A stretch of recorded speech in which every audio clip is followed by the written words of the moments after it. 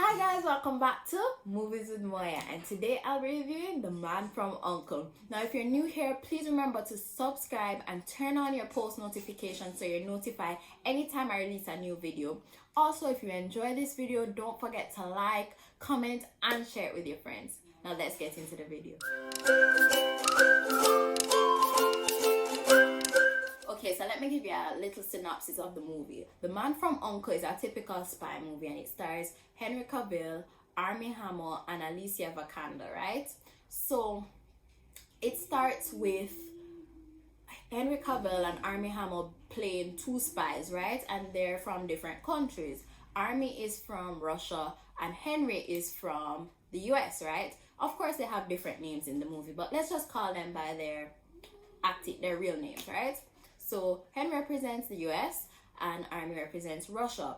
And what happens is that their agencies are fighting for nuclear energy, right? Because we all know how powerful nuclear energy is, right? And all the countries want to have that power. And there's this scientist who happens to be Alicia's father, right?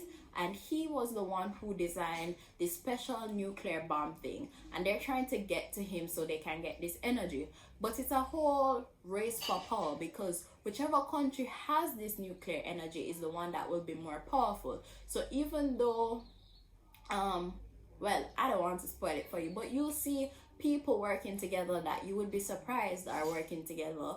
There's always a deeper motive, like they're trying to secure it for their own country, even though you might see them working together. Now let me get into the high points of the movie. So first of all, I loved the pace of this movie. Like, it was such high energy. You felt like you were actually watching a spy film action movie. Like, you know, sometimes when you're watching those spy films, they tend to focus on like the dramatics of it all, like the romance and all of that.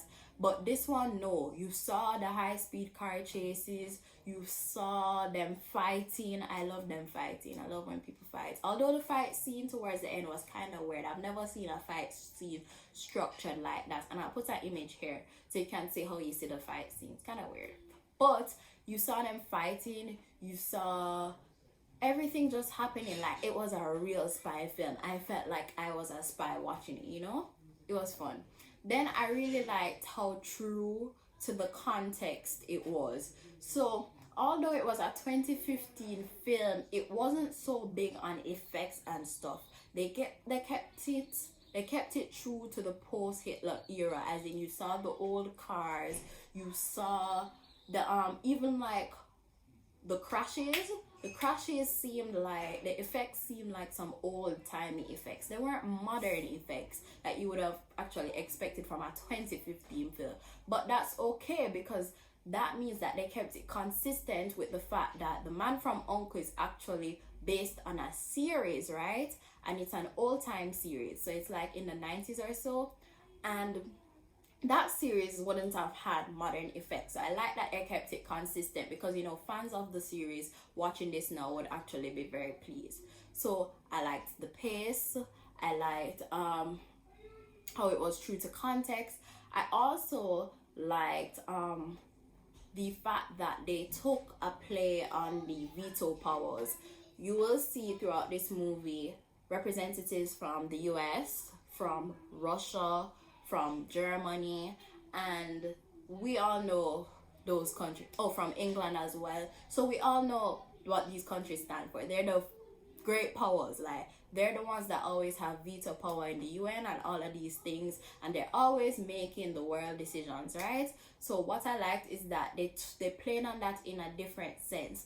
Instead of the whole army fighting thing, they actually used individual people to represent each country, and they showed in a sort of micro sense how these countries look fighting each other. Like, you will see how counterproductive it looks when they're fighting each other and not actually working together. And you see that play throughout the movie, because in the movie you see the plot evolve. It's not as straightforward as a typical spy movie, you get me? Like, it's not like bad guy like good guy beats the bad guy and everything's fine and dandy. No, you will see failures from the side of the good guys. I liked that as well. Like a lot of the times the plots tend to be very straightforward and you just see the good guy winning all the time. No, but you could see failures and you could see successes, and it goes back to my main point. It shows that when these powers come together, they can do something much greater than working individually. And that's how you get the name of the show, which you will hear at the end when you go and watch that movie. By the way, I said it was on Netflix, so go and watch it. You have no excuse. So yeah, you will see how coming together evolves into the name of the movie. Also, what I really liked about it was the background music and the comedy.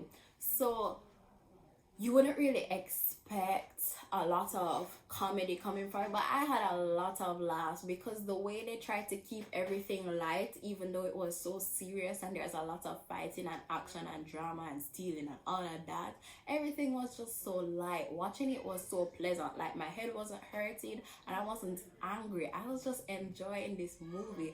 Like, overall, it was just a very enjoyable movie. I would give it an 8 out of 10. You guys should definitely go watch it. It's great. It's a really great movie and it leaves you wanting a part 2. Like, that's how good it is. And recently there has been talks of like them creating a sequel for this movie, which I would really love to see. Now, if you've watched this movie and you want a sequel as well, comment down below and let me know what you guys think.